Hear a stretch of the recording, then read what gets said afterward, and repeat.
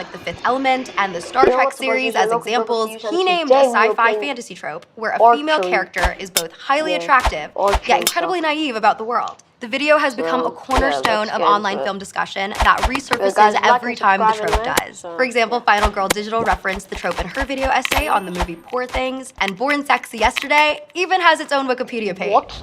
Modern Girls similarly looked at a beloved piece of media and its external impact. If you were fashion or TV obsessed in the early aughts, then you're probably well aware of what a phenomenon Sex and the City was. Her video on Sex and the City explored the show's costume design and its pervasive influence over 2000s fashion trends. It's part nostalgia, part critique, and part reminder that Carrie Bradshaw is the reason for all my irresponsible shoe purchases. Many of my videos incorporate fashion history, a subject that I've always had interest in but grew to become even more passionate about after falling down a video essay rabbit hole on the topic years ago. I discovered Karolina Zabrowska back in 2019 and I've never looked back. Like me at the time, I'd make a guess that the average person watching YouTube probably didn't know much about corsets or care much about them at all, but Karolina made them. Not only that, but she took on one of fashion's biggest misconceptions, that corsets were instruments of torture designed to restrict women's movements. With a mix of historical evidence and some truly impressive tree climbing, Karolina showed that this well-known fact was actually Victorian-era propaganda pushed by men.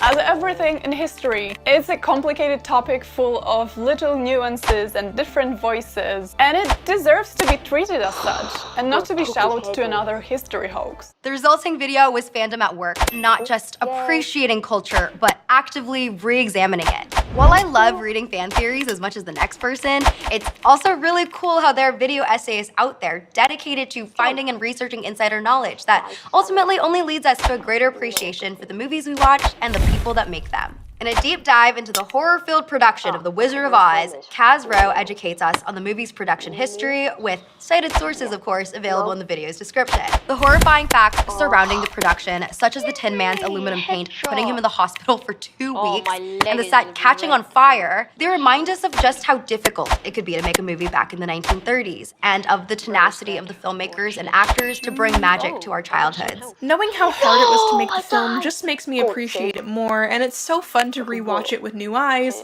knowing all the interesting, fun, and not so fun facts about each scene. These kinds of videos are reminders that learning something new can shift the way we see what we love.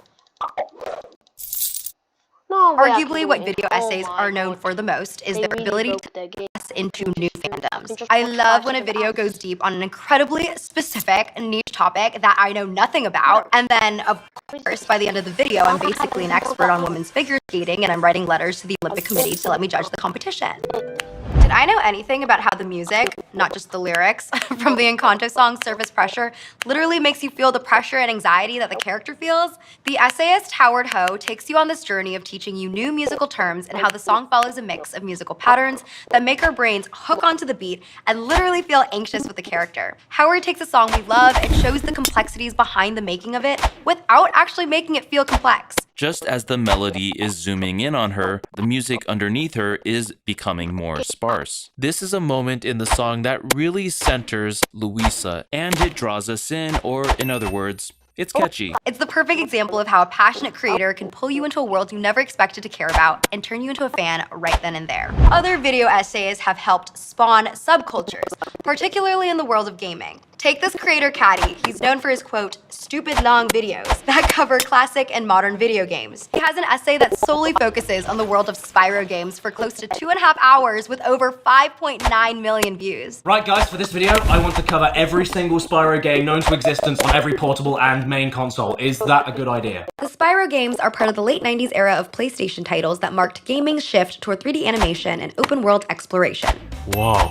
Spyro became a mascot of the era. No matter if you like Spyro or hate his guts, you cannot deny the iconic status of this box art. Essays like this don't just prove that, duh, there's gaming fandoms, but that fandoms can revive media. A viewer commented, "It's crazy how I can't watch a normal movie without losing interest, but I can watch an almost 2.5 hour long video on some games I've never played and be so engrossed that I was surprised it finished." Scott the Woz takes a different approach by diving deep into the world behind gaming. He explores everything from consoles and controller construction to game development history while incorporating funny skits to keep us all entertained the whole hour-plus runtime. I'll start at my desk. Hey y'all, Scott here. So is this the first time you introduce yourself like that, or is this a reoccurring thing? Pretty much every week. His video, The Dark Age of Nintendo, taps into the history and misconceptions behind some of Nintendo's lesser-known games. While many people were drawn into this video because of an interest in Nintendo, it's interesting that many of the top comments actually refer to his own personal jokes and Scottisms, in a way creating a fandom around him as a creator. As the video essay genre has expanded on YouTube over time, I'd argue that many essayists have sparked their own fandoms. Sometimes these different creators will overlap, and the result is a unique video essay subculture native to YouTube. I myself will sometimes cite other video essayists' work. In my video, Why is Social Media Not Fun Anymore?, I discussed the conclusions that Thomas Flight made in his video, Why Do Movies Feel So Different Now?, to support my own thesis. Thank you, Thomas. The best part is when people leave comments saying they also loved his video and they can't believe I also watch him. It feels like I'm in this multiverse of video essay madness. Sometimes a video essayist will pioneer a specific format that is so well received it ends up becoming distilled across YouTube. For example, Jenny Nicholson is a well-known video essayist, and the corkboard presentation style format she used for her video on the Vampire Diaries has no doubt influenced the presentation choices of numerous other essays. For the purposes of this video, I have caught up. I am a Vampire Diaries expert. Jenny helped shift video essays towards a more playful tone, a vibe that you can feel across many essays today through their collage-style edits and inventive ways of breaking down dense narratives. A very popular format across all fandoms is tier list ranking, a casual way to grade everything from pop culture moments to our favorite Pixar movies. Yes, all 26 of them. Jesus, this is gonna be a long video. To coolest animals. When I see a tier list ranking video, I don't even think for a second before I hit that play button because I know it's gonna be a good time. Video essays have the power to change the media they critique as well. Did you know a video essay literally changed one of Marvel's most popular movies before it even came out? The Marvel Symphonic Universe, by every frame of painting, broke down Marvel's musical scores, arguing they had become forgettable background noise. Can you sing anything from a Marvel movie? I'm like the biggest Marvel fan that I know of. I can't think of any of the songs. The video has over 7 million views and became an online talking point for years, to the point of actually getting Marvel's attention. So when the composers started working on Thor Ragnarok, the score took a bolder, synth-heavy direction. It's not just movies though. The sports fanatics at Secret Base created an entirely new football statistic in their video Every NFL Score Ever. They called it Scoregami. Stick with me here because the numbers are about to get really big, really fast. This is how the statistic is calculated. Because of the NFL's unique scoring system, a touchdown is 6 points, field goals are 3 points, etc., certain scores are more common than others, while some scores have never occurred at all. Scoregami is the moment when a new final score occurs that's never been recorded in NFL history. What started out as a passion project has become official in some mainstream outlets. TV announcers mention it during games. That's the power of great video essays. They don't just critique culture, they actively shape it.